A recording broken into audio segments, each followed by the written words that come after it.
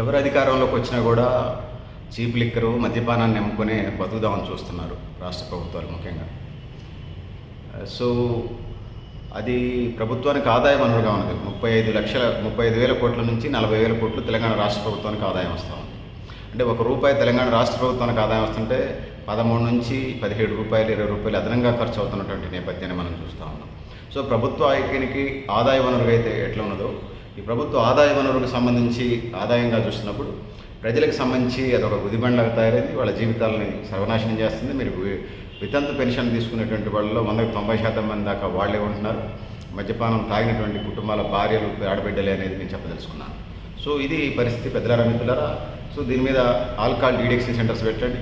అభివృద్ధి చెందిన దేశాల్లో కూడా ఇది ఉన్నది. ప్రస్తావన చేస్తుంటేనే వామిటింగ్ వస్తూ ఉంది. మత్తు పదార్థాలు మత్తు పని ప్రతి మండల కేంద్రంలో మేము మొదటి నుంచి చెప్తా ఉన్నాం, గతంలో చెప్పాం, ప్రస్తుతం చెప్తున్నాం, భవిష్యత్తులో కూడా చెప్తాం. అంటే అభివృద్ధి చెందిన దేశాల్లో అక్కడ కూడా ముందు ఉన్నది. కానీ డీఎడిక్షన్ మానేయాలనుకున్నప్పుడు మానేసే అవకాశాలు ఉన్నాయి. ఇండియాలో తెలంగాణ ఇంత దరిద్రగొట్టు దేశాన్ని, ఇంత దరిద్రగొట్టు అంటే నా దేశం గొప్పదే, కానీ విధానాలకు సంబంధించి పాలక వర్గాల యొక్క ప్రజలను మత్తులో జోగొట్టి వాళ్ళ హక్కులకి దూరంగా చీకట్లో మగ్గొట్టే విధానాలకు నేను వ్యతిరేకం. నా దేశం అంటే నాకు ఎప్పుడూ ప్రాణమే, అందులో తేడా ఏం లేదు. సో పెద్దలారా మిత్రులారా, నేనేమంటున్నానంటే దేశ ప్రయోజనాల కోసం ఎవరైనా మందు బంద్ చేయాలంటే వాళ్ళకి సరైన ఒక అవగాహన ఉండాలి కదా. ఆల్కహాల్ డీడక్షన్ సెంటర్స్ పెట్టండి, ప్రభుత్వ మెడికల్ కాలేజీలు పెట్టండి, ప్రతి మండల కేంద్రంలో ఒక సైకాలజిస్ట్ని పెట్టండి. 20,000 మంది ఉన్నారు నిరుద్యోగులు, సైకాలజీ చేసిన వాళ్ళు, పీజీ సైకాలజీ చేసిన వాళ్ళు. వాళ్ళు కొంతమందికి రిక్రూట్మెంట్ ఇవ్వండి. సో ఎక్కువ ఉపయోగం జరుగుతుంది కదా. సో ఆ విధంగా ముందుకు పోయే ఆస్కారం ఉంటుంది కదా. సో వాళ్ళని స్ట్రెంథెన్ చేసిన వాళ్ళు అవుతారు. ఆ విధంగా ముందుకు పోవాల్సిన అవసరం ఉందనేది నేను ఇక్కడ తెలియజేస్తున్నాను. సో సోదరులారా, సోదరిమణులారా, ఏదైతే ఉన్నదో ఈ దేశ ప్రయోజనాల కోసం, ఈ దేశాన్ని అభివృద్ధి చేయడం కోసం, సో ఇది ప్రధానమైనటువంటి ఎజెండాగా ఉన్నదనేది నేను చెప్పదలుచుకున్నాను.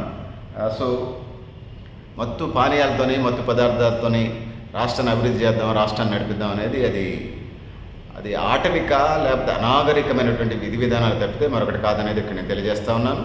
సో ఆల్కహాల్ డీడక్షన్ సెంటర్ ప్రతి మండల కేంద్రంలో పెట్టాలి. దేశవ్యాప్తంగా దాన్ని స్ట్రెంథెన్ చేయాల్సిన అవసరం ఉంది. మద్యపాన నిషేధం అమలు జరగాలి.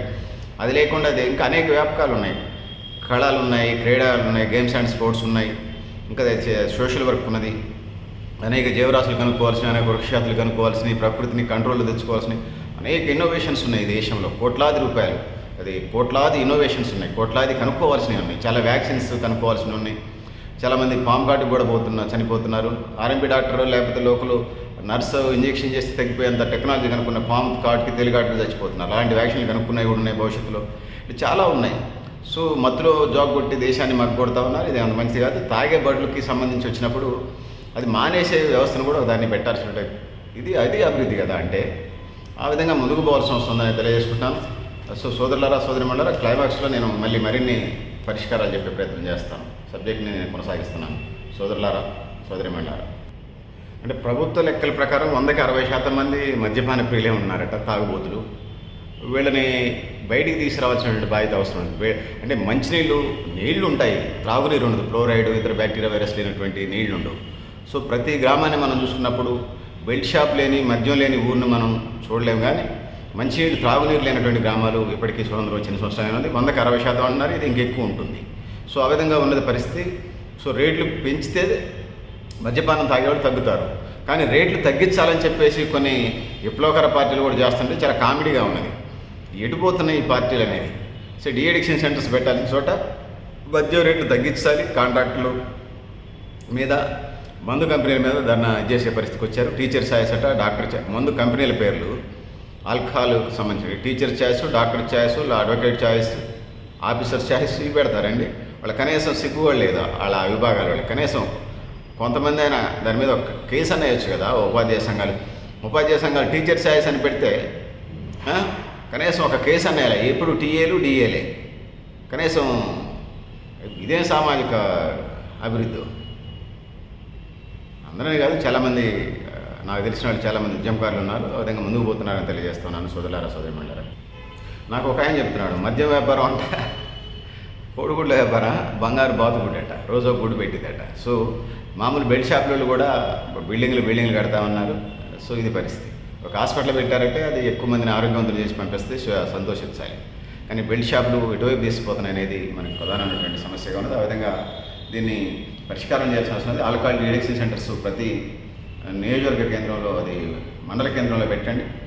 ఇక వివిధ మతాలకు చెందిన వాళ్ళు, సిక్కులు, బౌద్ధులు, హిందూ, ముస్లిం, క్రిస్టియన్లు, సిక్కులు, బౌద్ధులు, వీళ్ళు ఎవరైతే ఉన్నారో మేము నమాజు బయటోళ్ళు దాని మందు అవుతారని నేను అనుకోవట్లేదు. 99% అన్న ఒకళ్ళిద్దరు ఉంటే నాకు తెలియదు. కానీ నేను ఎరిగినంత వరకు నమాజ్ రెగ్యులర్గా చేసేటోళ్ళు, నాకు తెలిసి 3 సార్లు 5 సార్లు నమాజ్ చేసిన వాళ్ళు ఆల్కహాల్కి దూరంగా ఉంటున్నారు. నాకు ఎరిగినంత వరకు నా జీవితంలో 95-98% వాళ్ళకి అలవాటు లేవు. ఇంకా 2% ఏమన్నా 5% ఏమన్నా లోపు ఏమన్నా నేనేమన్నా మిస్ అయిన వాళ్ళు, నా అండర్లో మిస్ అయిన వాళ్ళు ఎంత జీవితకాలంలో మిస్ అయితే చెప్పలేదులే. కానీ అందుకోసం 95 అంటున్నాను. ఏమన్నా ఉన్నారేమన్నా కాబట్టి కరెక్ట్గా నేను చూసినంత వాటికి లేరు మసీదుకి వెళ్ళేవాళ్ళు.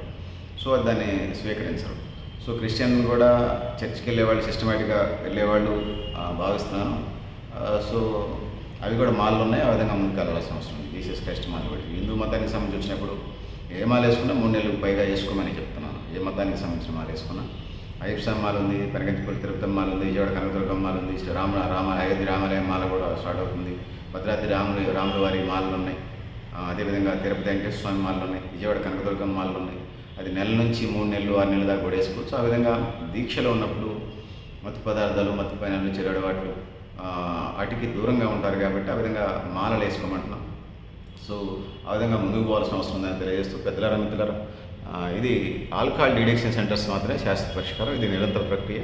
ఆ విధంగా ముందుకు పోవాల్సిన అవసరం ఉందని తెలియజేస్తూ, మీరు కూడా మీ అభిప్రాయాన్ని కామెంట్ బాక్స్లో నేను తెలియజేస్తూ, నేను గరిడేపల్లి సత్యనారాయణ, మీ లక్ష్య ఆర్గనైజేషన్. Thank you.